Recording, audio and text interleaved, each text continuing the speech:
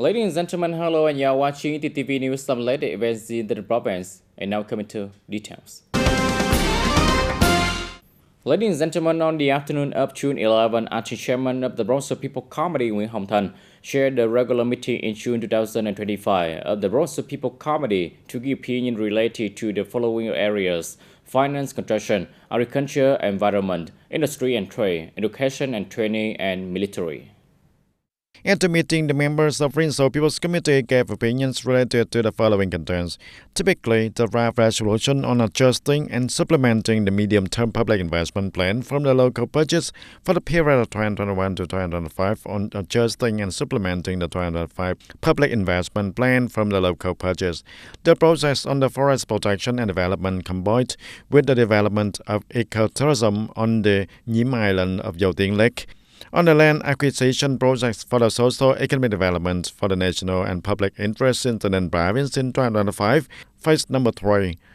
The project is allowed to change the purpose of using rice-growing land, special use forest land, protected forest land, production forest land to other purposes in TayNinhTV province in 2025, phase number 2, and the draft decision regulating the collection, transportation, and treatment of solid construction waste and sludge from the drainage system in TayNinhTV province. Report on the proposed investment study for the Goyo TayNinhTV City Samak Expressway project, Goyo TayNinhTV City section. In addition, the members of Rinso People's Committee also gave their opinions on regulations on extra teaching and learning in TayNinhTV province, rental prices for the student housing at the dormitory of Hoàng Lê Khai High School for the cadet. Speaking at a meeting, Acting Chairman of Provincial People's Committee Nguyễn Hồng Thanh emphasized that relevant departments and branches should continue to study and complete the contents of the draft to submit to the Provincial People's Council for early promulgation of the resolution and contributing to promoting the socio-economic development of the province.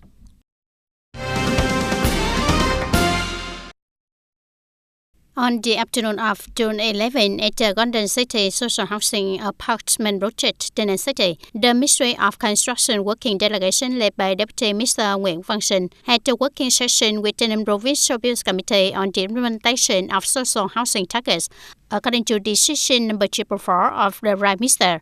On TayNinhTV province side, there were Vice Chairman of the Provincial People's Committee Đoàn Trung Kiên, along with representatives of departments, branches, sectors, and project investors. In the period of 2021-2025, TayNinhTV province was assigned to complete 5,000 social housing units. To date, TayNinhTV has implemented more than 6,700 units, of which 2,400 units have been completed. At the meeting, the province reported the progress of typical projects such as Golden City Social Housing Apartment Building reached about 86%. Area 1A is expected to be completed in the fourth quarter of 2025. Area 2A in the fourth quarter of 2026. Vạn Phát Hưng residential area is proposing to extend the progress until the fourth quarter of 2026. Some projects belonging to the 20% land fund for social housing and workers' housing in industrial parks are also completed investment procedures and site clearance. The Ministry of Construction has acknowledged the efforts of the locality and at the same time proposed to continue reviewing and removing difficulties for projects, especially in terms of procedures, capital sources, and investor capacity. Enterprises also need to proactively report problems to receive timely guidance and support. The People's Committee of TayNinhTV province affirmed that it will fully observe the opinions and instructions from the Ministry of Construction, continue to accompany enterprises, complete documents, and speed up progress to soon complete the assigned targets. On the afternoon of June 11, Deputy Head of the Government Office Mai Thị Thu Dân shared an online meeting on administrative procedure reform when implementing the arrangement of administrative unit and implementing the two-level local government organization model. The meeting was connected to the reports of province and city nationwide. At the TayNinhTV connecting point, there were Deputy Chief of Office of the Provincial People's Committee Nguyễn Hồng Hải, Deputy Director of the Department of Science and Technology Nguyễn Trung Hiếu. The conference introduced the new points of the Decree number 118, dated on June 9 of 2025 on implementing administrative procedures under the one-stop mechanisms at the one-stop department and the National Public Service Portal. guiding and urging the updating of information and data on the National Public Service Portal, upgrading the information system for handling administrative procedures at the provincial level, urging the implementation of Resolution Number 66, dated on March 26 of 2025, of the government on the program to reduce and simplify administrative procedures related to production and business activities in 2025 and 2026. On the morning of June 11, the delegation of the Provincial and District People Council met with voters of Tân Biên Thao before their coming to Level People Council meeting. At the meeting, voters reported the prolonged lack of clean water, which directly affects people's life. Voters hope that authorities at all levels will soon have solutions to investing and complete the clean water supply system for the town area. In addition, many households in Washik expressed concern about the localized flooding that recurs every rainy season. Over the years, despite reports, this problem has not been thoroughly resolved, causing difficulties in daily life and travel and posing potential safety risks. In addition, voters also mentioned the environmental pollution caused by household waste collection points located along the roads in the inner city, which not only spoil the urban beauty but also affects public health. In recent times, the province has achieved many remarkable results in improving the nutritional status and medical health care for children in the province, thereby improving their physical health, as shown the really improved educator. This is an important foundation for building healthy, dynamic generations of youth, building the province in the future. The rate of the stunt malnutrition in the province in recent years has been decreasing, and in 2022, the rate of malnourished children is 18.9%. In 2023, it will decrease to 18.5%, and in 2024, it continues to decrease to 18.1%. Improving the nutritional status of children is one of the important goals of the health sector, especially for the nutritional status of children under 5 years old. In the past, the Department of Health has also organized many programs to improve the nutrition for the children. For example, taking vitamin A, the school meal program, deworming, etc., and ensuring the birth appetite and funding, leading to the rate of malnutrition and stunted children increasingly improving.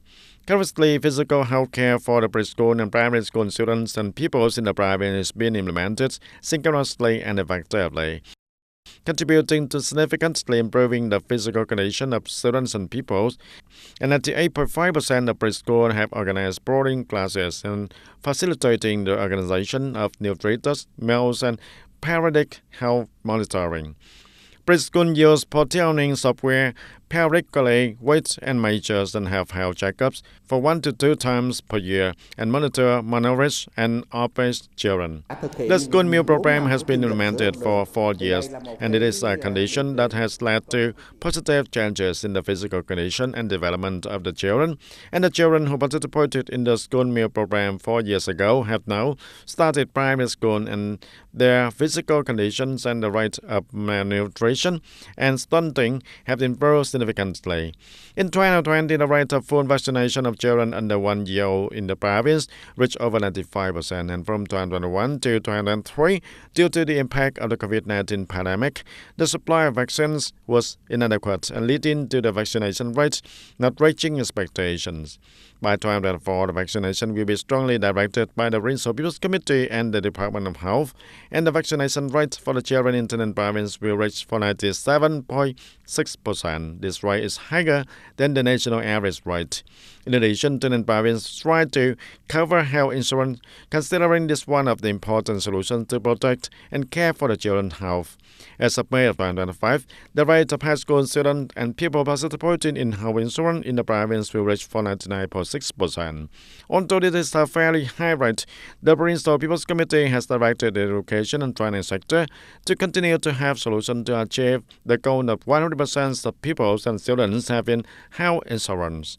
The Department of Education and Training has continued to provide information to parents while also mobilizing philanthropists, businesses, and social organizations to support health insurance costs for the students' significant circumstances in order to achieve 100% of people and students' participation in the 2025 to 2026 school year. And according to the record in May, the fight against smuggling, trade for, and counterfeit goods in the province continued to be deployed drastically and synchronously. Specifically, in May 2005, the functional forces in the province simultaneously deployed the measures to inspect and control the market, promoted dissemination of laws, mobilized the people, especially the residents in border areas, not to participate in or assist in smuggling, trade fraud, and consumption of counterfeit goods and goods of unknown origin. Specifically, Functional Forces and Steering Committee of 389 of District Town and Taynan City detected and arrested for 42 cases with 44 violators. Compared to the previous month, there were an increase of 4 cases and 6 subjects. Regarding administrative handling, the whole province has handled for 38 cases with a total amount of nearly 2 billion Vietnam dong, an increase of more than 59% compared to the previous month. In addition, the functional forces have prosecuted for 3 cases with 3 subjects related to smuggling and trade fraud, an increase of 2 cases compared to the previous month. Thanks to the close coordination between the functional forces and authorities at all levels, the number of cases detected and arrested and handled is higher, showing the clear effectiveness in market control work, especially in the key areas and border lines.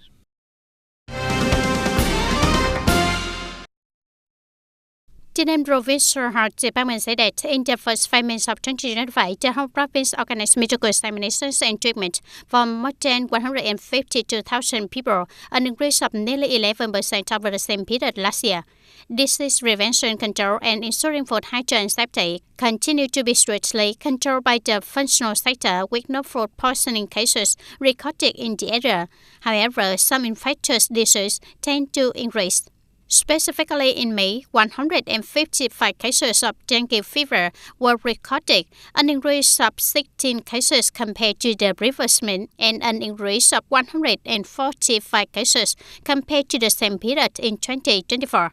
Hand, throat, and mouth disease also recorded 68 new cases, an increase of 29 cases compared to the previous month, and an increase of 9 cases compared to the same period. In addition, 169 cases of Rust fever suspected of measles were reported. The Provincial Health Department continues to promote communication, monitoring, and inspection measures to effectively control the epidemic and protect people's health. At a recent all occurrence held in Hanoi, representatives of the Ministry of Agriculture and Environment, the Ministry of Industry and Trade, expert businesses and locality discussed finding fundamental solutions to the risks of the declining during export and commodity world billions of US dollars each year.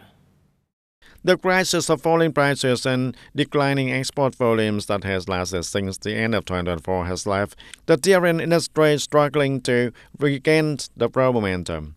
And the reason for the industry decline was once again thoroughly directed at the conference, which is the Chinese market's tightening of control over the 2 banned substances, amber and cadmium. However, businesses believe that the story of remaining banned substances is just the tip of the iceberg.